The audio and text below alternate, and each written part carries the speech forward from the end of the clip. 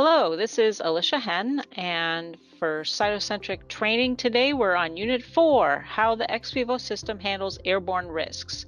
Now, we have gone through the basics of how the different types of modules in the Xvivo system all work together to protect your process.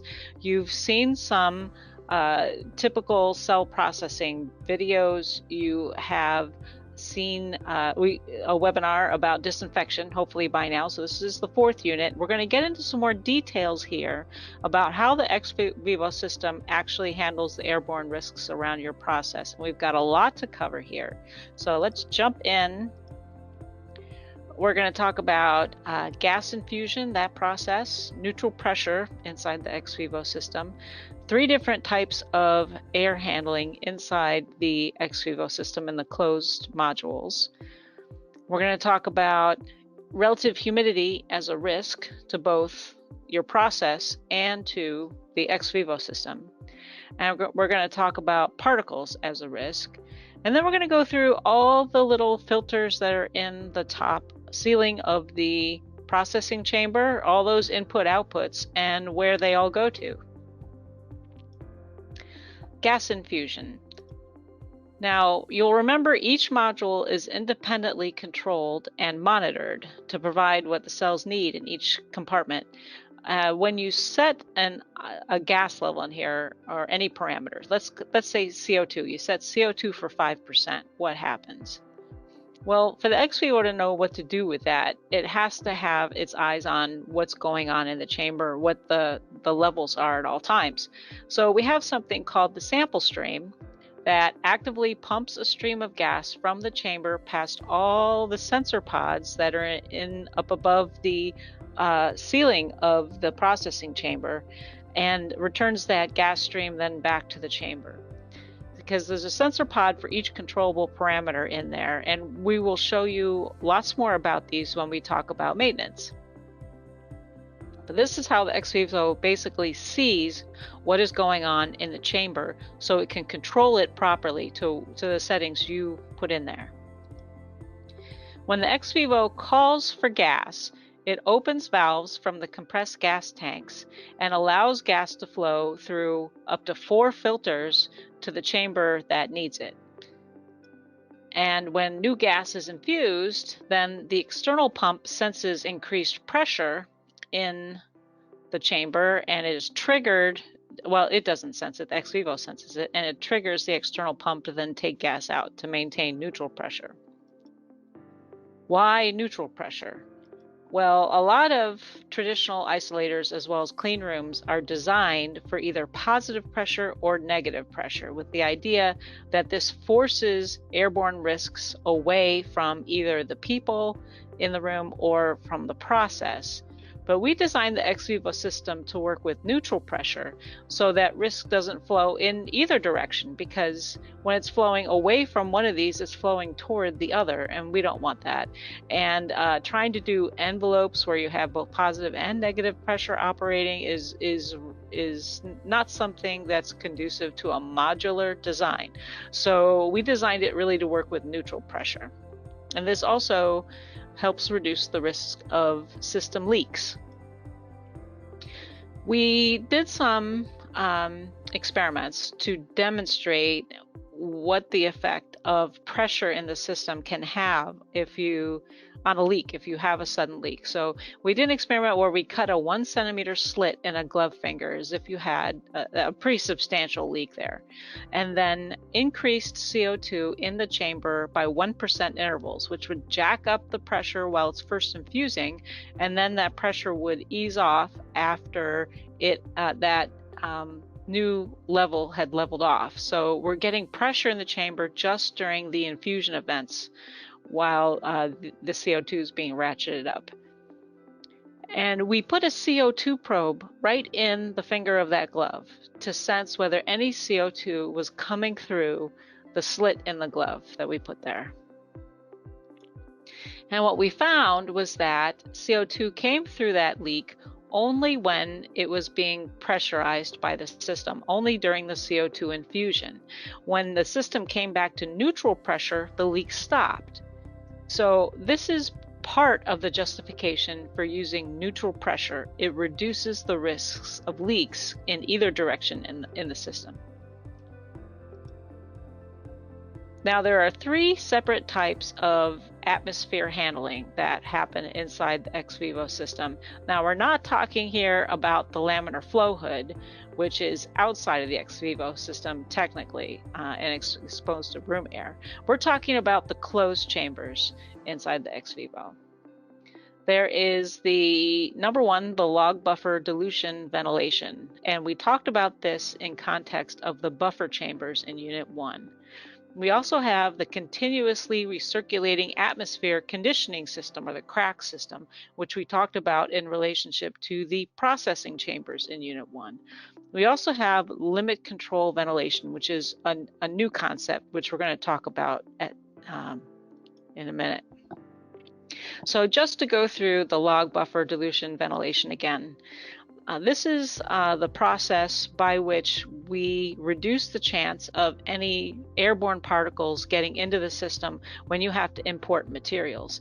And it's an automated process that is present in the buffer chambers as well as the processing chambers inside the Xvivo.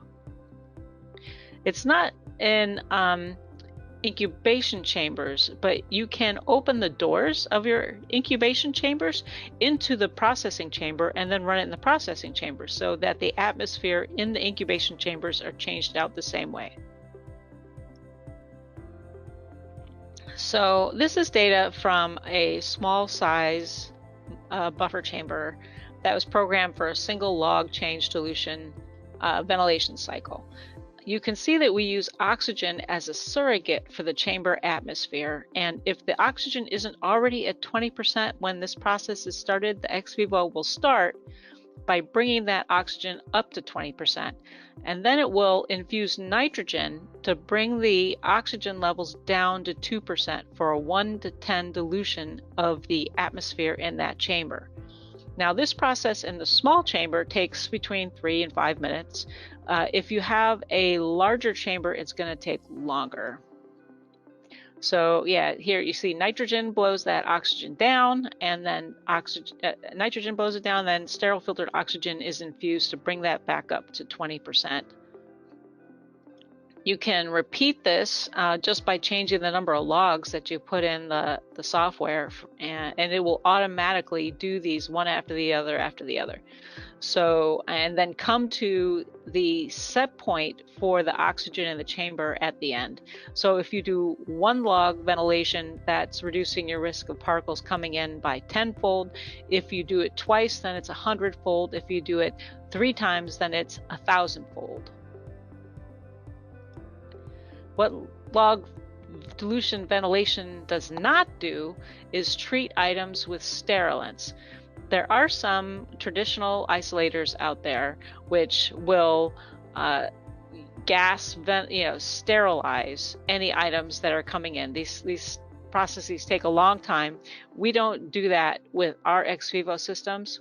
We have a system that relies upon you to do surface disinfection in the laminar flow hood, and then when items are brought into the buffer chamber, the gases are changed over before the items are brought into the Xvivo. Now you can run a log dilution ventilation in any buffer or processing chamber independently. You can even run them all at the same time if you want, but actually that may not save you much time as you bump up against the limiting factor of how much gas the entire Xvivo system can get from the tanks all at one time. So this is something that you should check out for your own system because it depends on your conformation and how many chambers that you have. Now, you will definitely want to run a log dilution ventilation to replace gases in the processing chamber whenever there's an increased fume risk in there, like after a big disinfection with something like spore cleanse that's sporicidal, or after a gas sterilization step. The only way to change the gases out is to run the log dilution ventilation. That's the best way to do it. Now, the amount of time that this is going to take to do in a processing chamber really depends upon, number one, the size of your chamber, because it's a volume thing, and also the number of cycles that you set it to do. You should plan for at least 45 minutes per log dilution. You're going to want to check your gas supplies ahead of time, especially your nitrogen, because you're going to use mostly nitrogen for this. And you're going to want to check that your chamber doors are closed and that the knobs are all locked in place so that the doors are sealed. I can't tell you how many times I have done this process and it seemed to be dragging out and out and out. I'm like, why is this chamber seem to be stuck at 3% and not getting down to 2%? And then I go and check, oh, my nitrogen's run out, I need to change a tank. Or I had a door that the doorknobs weren't locked on it, and so it wasn't completely sealed. You don't have to make that mistake because I'm telling you about it now. So check the gas, check the chamber doors. Your system will not stop until it reaches 2% oxygen, but you can manually stop it at any time that you want to in the software. But by itself, it'll just keep on chugging along until it reaches that 2%. All right, number 2, continuously recirculating atmosphere conditioning, or CRAC system. What is that? We talked about this briefly in Unit 1. This is functionality that's in the processing chambers of the Xvivo. And in this function, the atmosphere is continuously HEPA filtered through a system that's above the ceiling of each processing chamber. And it's continuously HEPA filtered, and if it's a heated chamber, that air is heated as well. So this chamber just gets cleaner and cleaner and cleaner while it's running, which should be all of the time. Turn your CRAC system on when you first get your system set up, and just leave it on like a refrigerator or an incubator. Don't turn it off. We have had customers that thought they would save a little energy by turning it off at night, and then they wondered why they had temperature issues. Well, it's because they were turning off the heater and the atmosphere circulation when they turned off that CRAC. Also, we have seen that particle generating equipment like centrifuges generate less and less in the way of particles over time, as long as you keep them in the Xvivo system, because that CRAC system is continuously taking those particles out of circulation and not letting them return. So it is literally cleaning the equipment inside as well as the atmosphere. The number of actual air changes per hour for your particular chamber will vary with the volume of that chamber, and that's a number that should be provided to you with the system. There are holes in the ceiling of the processing chamber which form the pathway between the chamber and that CRAC system that's up in the ceiling, so that freshly filtered and warmed air come down through holes that are in the front of the chamber, right over the glove front if you have a front glove front.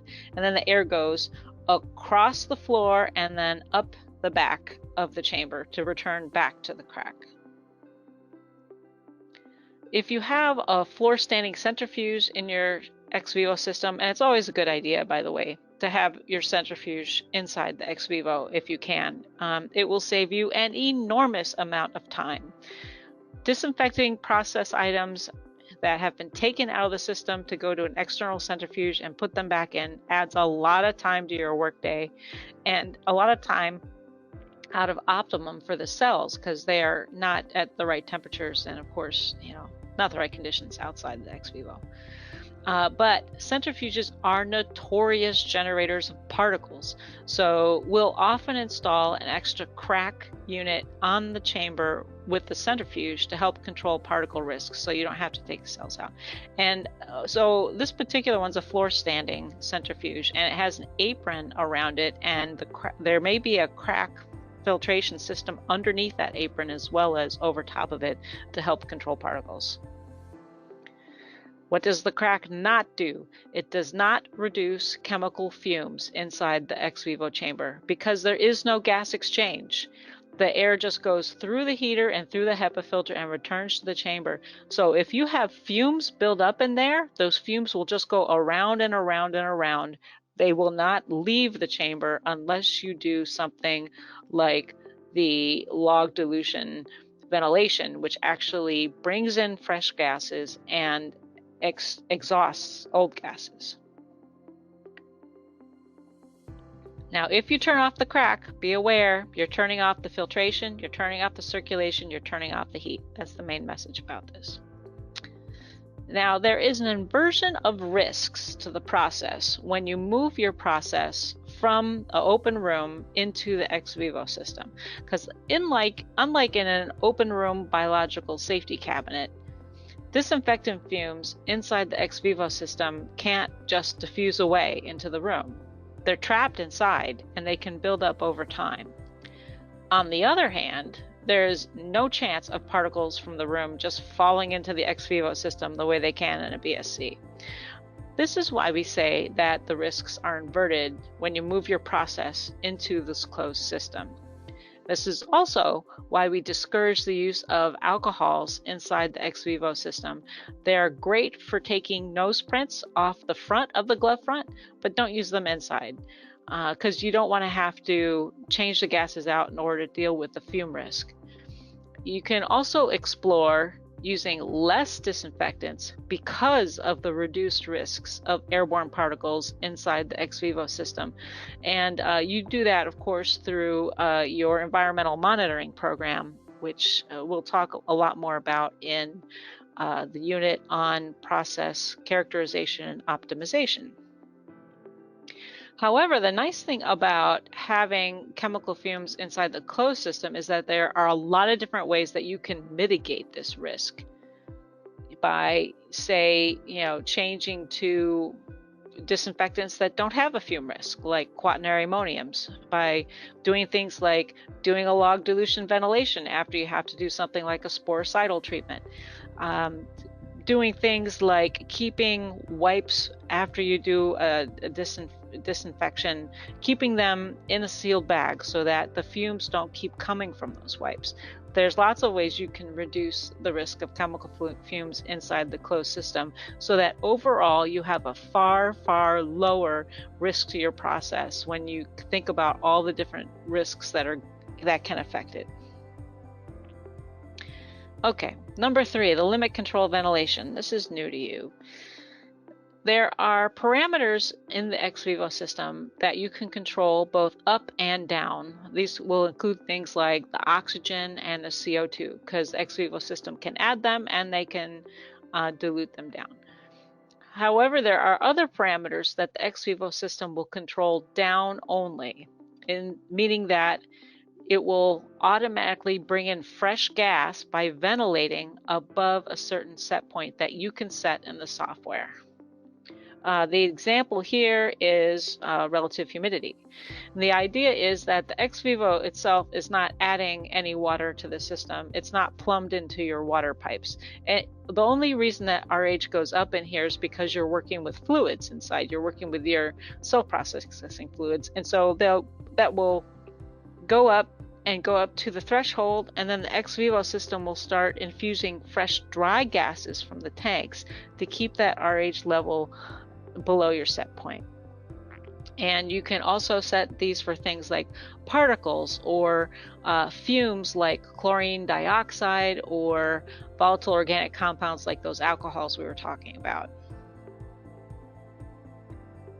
Now, do not set any of your limit controls to 0.00.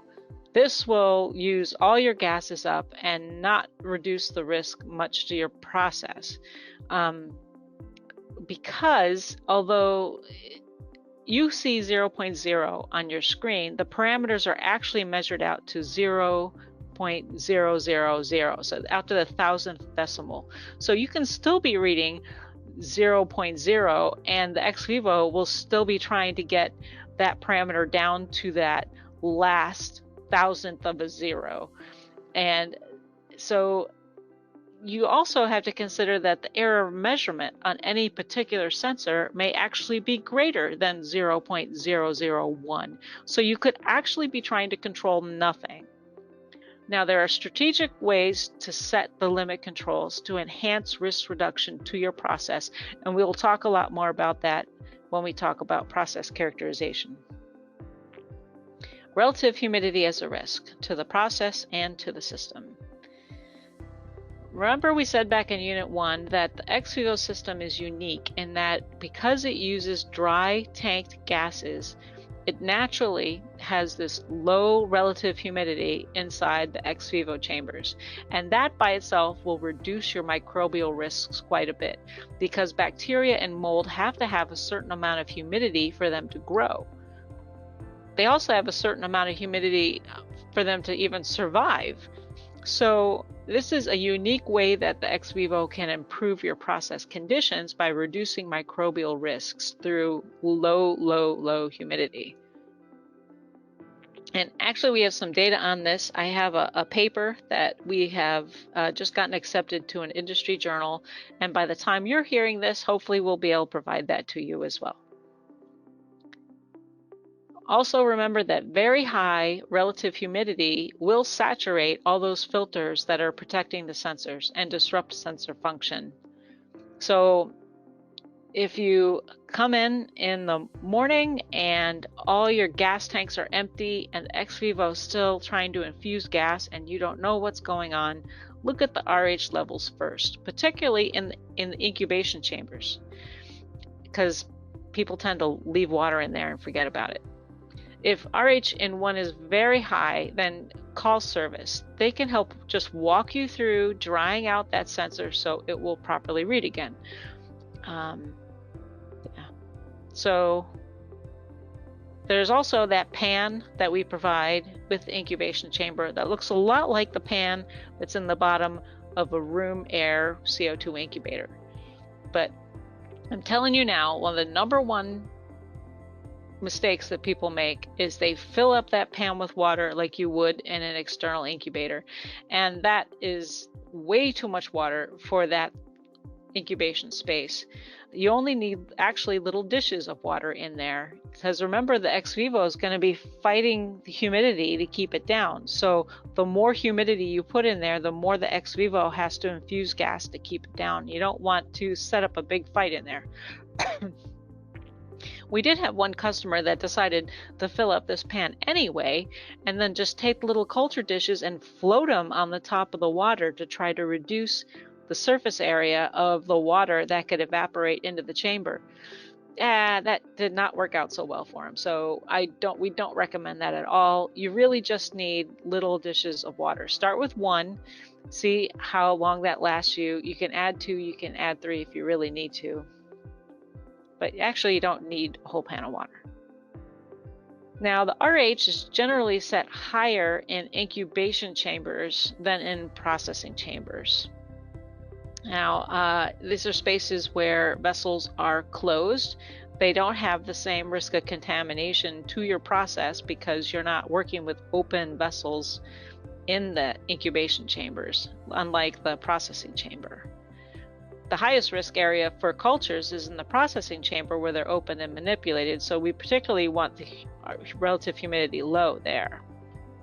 So we recommend limit controls in the processing chambers of 50% and in the incubation chamber of 65% for your relative humidity. Particles as a risk. Now, particles inside the Xvivo system are not exactly like particles outside the Xvivo system, although they can look like the same numbers on a third-party particle counter. It's important to remember that when you look at those numbers on a particle counter, the particles that are generated inside the Xvivo system pose a much lower risk to a process than particles generated outside the Xvivo system. So when you look at any particle data, just be mindful of what those numbers actually mean as far as risk to your process. Outside the Xvivo, you've got particles coming from clothing, you've got particles coming from your breath, hair, skin, dust. If you're inside the ex vivo, particles are coming from disinfected materials. They're coming from disinfected equipment. So the particles, if you do pick up any particles in there, they're far more likely to be non-viable particles than particles that you're picking up outside the ex vivo system. And we're going to talk a lot more about minimizing any particle generating events inside the ex vivo when we get to the unit on process characterization and optimization. These are particle readings that were taken inside the ex vivo system using our particle monitor during an unoptimized cell thaw process with and without the crack system in operation. Now, remember that the particle monitor is a monitor. It is not like a third-party particle counter. It does not break down the sizes of particles, and it does not give you a specific volume of air that those particles are measured over. Instead, it gives you trends, and it gives you whether or you're in or out of your ISO 5 compliance levels. Now you can just rub your two hands, gloved hands together inside the process chamber and generate a few particles in there. But the crack system removes those almost immediately, keeping particle levels below the ISO 5 limit. You can see that when the crack is off, that's the red line here, you get all kinds of particles generated during a typical process. These are all the things that were going on when when these particles are being generated. But with the crack on, we're able to eliminate all except one spike of particles that's above the ISO 5 limit, and that was during a step where we were opening the packaging. So what you can do is run your process, and we'll talk about this more in process characterization optimization, but run your process, look at what activities might be generating particles in your system, when particles are being generated, and then remove those. So you have, you have 0 particles for your whole process. We'll talk a lot more about that in Unit 6. Okay, so let's go through all those filters in the ceiling of the processing chamber and talk about what those all are, where they go. We'll start on the left here. The big filter on the left that has the blue arrow that's pointing downward, that is the infusion point for all the gases from all the tanks. They all come in together there.